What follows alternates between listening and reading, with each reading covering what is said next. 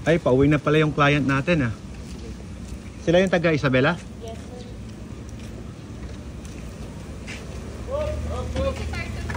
Dok, ingat po sa biyahe. Bye-bye po. Papunta na sila ng Isabela. Mag-iingat po. Ayan, mami, yung client natin. Bago tayo umalis, ayun na. Nice meeting you. Hi! Sir. Hello po, kamusta? Ma'am, nag-sexy ka na po. Hi, hello po. Magandang araw po. Nice meeting you again po after a year, more than a year.